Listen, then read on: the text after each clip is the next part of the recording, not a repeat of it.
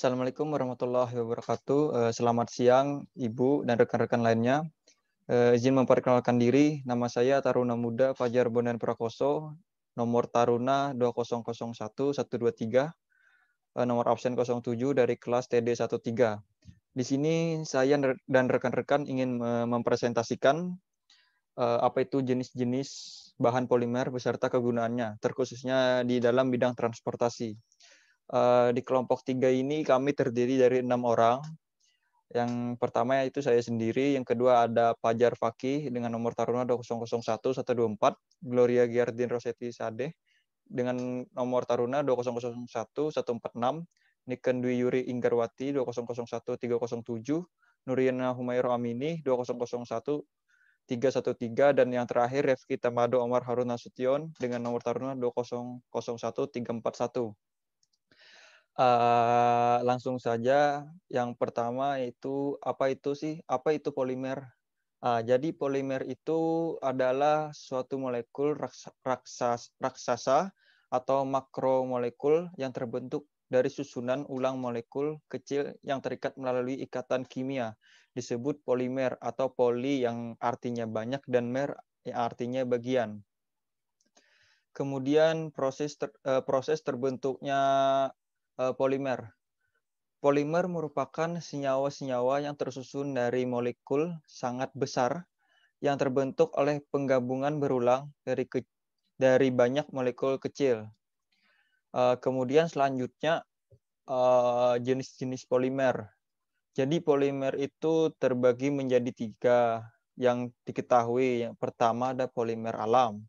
Yang kedua adalah polimer semi-sintetik, dan yang ketiga ada polimer sintetis atau polimer buatan. Selanjutnya masuk materi ke polimer alam. Di polimer alam ini akan dijelaskan oleh Humairo. Selanjutnya silahkan Humairo. Oke, selanjutnya kita ke polimer alam. Next.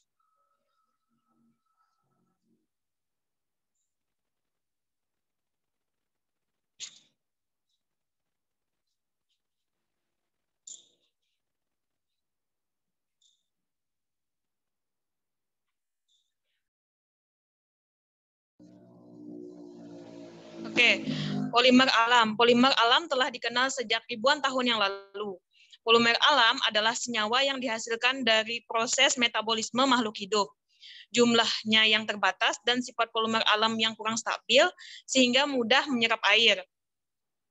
Tidak stabil karena pemanasan dan sukar dibentuk menyebabkan penggunaannya amat terbatas. Contoh polimer alam. Contoh sederhana dari polimer alam seperti amilum dalam beras, jagung dan kentang, pati, selulosa dalam kayu, protein yang terdapat dalam daging, dan karet alam yang diperoleh dari getah atau lateks pohon karet.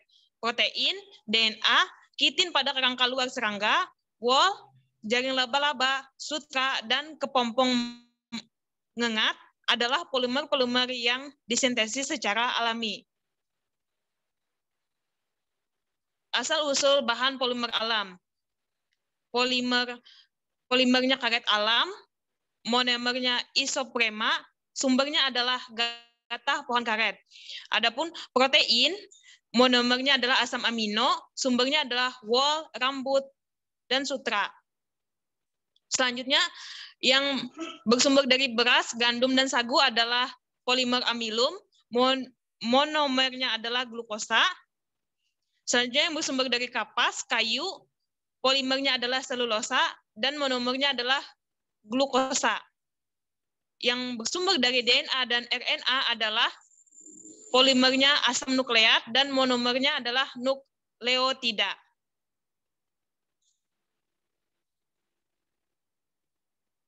Next, polimer semi-sintetik.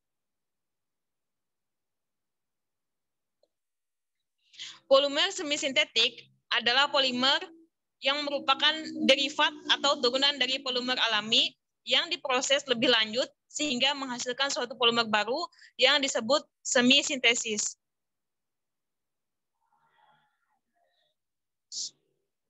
Selanjutnya akan dijelaskan oleh rekan kita, yaitu Fakih. Kepada Fakih, disilahkan.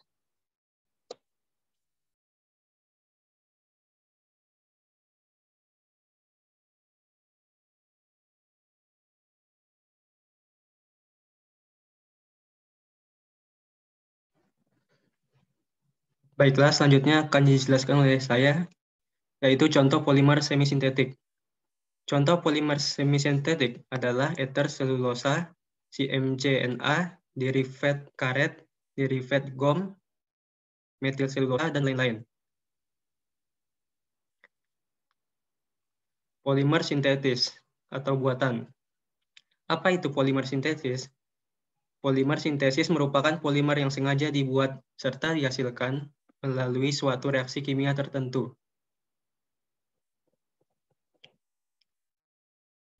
Sejarah polimer sintetis sendiri pertama kali dikenal yaitu bakelit yang merupakan hasil kondensasi dari fenol dengan formaldehida yang ditemukan oleh kimiawan kelahiran Belgia yaitu Leo Baekeland pada tahun 1907. Klasifikasi polimer sintetis terbagi menjadi dua, yaitu polimer termoplastik dan plastik termosetting.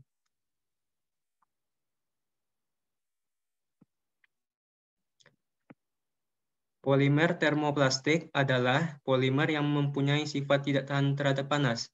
Jika polimer jenis ini dipanaskan, maka akan menjadi lunak dan didinginkan akan mengeras.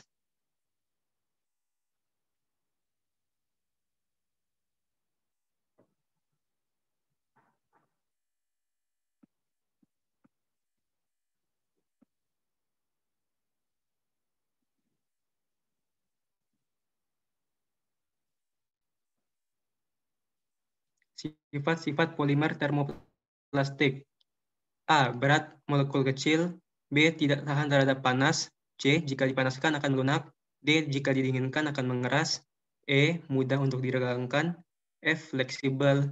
G. Titik lelehnya rendah. H. Dapat dibentuk ulang atau didaur ulang. I. Mudah larut dalam pelarut yang sesuai. Dan J. Memiliki struktur molekul linear atau bercabang.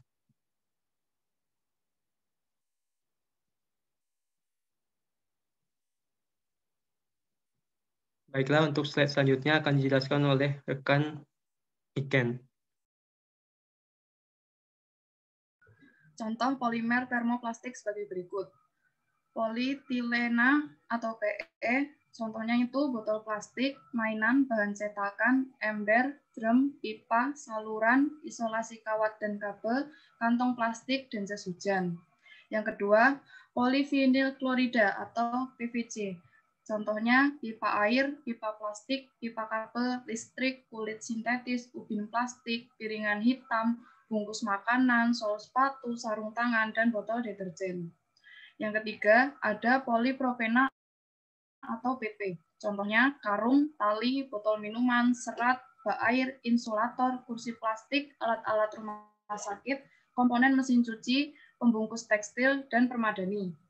Yang keempat ada polistirena, contohnya insulator, sol sepatu, penggaris, gantungan baju.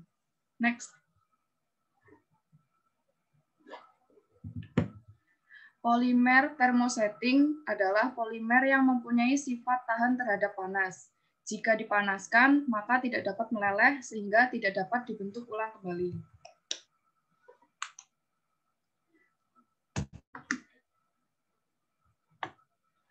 Sifat-sifat polimer termosetting. A. Keras dan kaku atau tidak fleksibel. B. Jika dipanaskan akan mengeras. C. Tidak dapat dibentuk ulang atau sukar didaur ulang. D. Tidak dapat larut dalam pelarut apapun. E. Jika dipanaskan akan meleleh. F. Tahan terhadap asam basa. G. Mempunyai ikatan silang antar rantai molekul.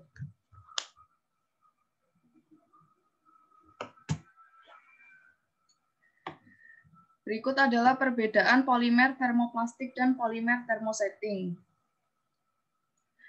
Perbandingannya, pengolahan termoplastik itu digunakan dalam pembuatan termoplastik, plastik termoset, polimerisasi kondensasi digunakan dalam sintetis plastik termosetting.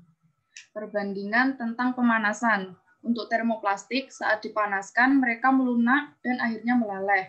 Sedangkan untuk plastik termoset, saat dipanaskan mereka hangus tetapi tidak pernah meleleh. Perbandingan solid state. Untuk termoplastik dalam keadaan padat, strukturnya terdiri dari daerah kristal keras bersama dengan daerah amorf elastis. Untuk plastik termoset, ketika padat, strukturnya terdiri dari resin termoset yang diselingi dengan serat penguat. Perbandingan ikatan kimia. Untuk termoplastik, memiliki ikatan rantai lurus yang lemah di antara mereka. Untuk plastik termoset, memiliki ikatan kimiawi yang kuat antar molekul, termasuk ikatan silang. Next. Kemudian, asal-usul bahan polimer sintetis atau buatan. Polimer polietilena, monomernya etena, sumbernya dari bungkus plastik. Polimer polipropilena, monomernya propena, sumbernya botol plastik dan tali plastik. Polimer polistirena, monomernya stirena, sumbernya dari styrofoam. Polimer PVC, monomernya vinil klorida, sumbernya pelapis lantai dan pipa paralon. Polimer teflon, monomernya tetrafluoroetena, sumbernya gasket dan panci anti lengket. Oke, selanjutnya akan dijelaskan oleh rekan Gloria. Yang terakhir, fungsi polimer dalam dunia transportasi. Yang pertama, polimer bisa digunakan dalam bahan pembuatan ban. Yang kedua, polimer bisa digunakan dalam bahan pembuatan struktur jembatan. Yang ketiga, dalam dunia perkeretaapian, polimer juga bisa digunakan dalam bahan pembuatan rel kereta. Yang keempat, dalam pembangunan pelabuhan, polimer bisa digunakan dalam bahan pembuatan kerangka pelabuhan. Yang kelima, dalam transportasi udara, khususnya dalam pembangunan bandara, polimer bisa digunakan dalam bahan pembuatan aspal bandara. Terima kasih, saya kembalikan kepada moderator.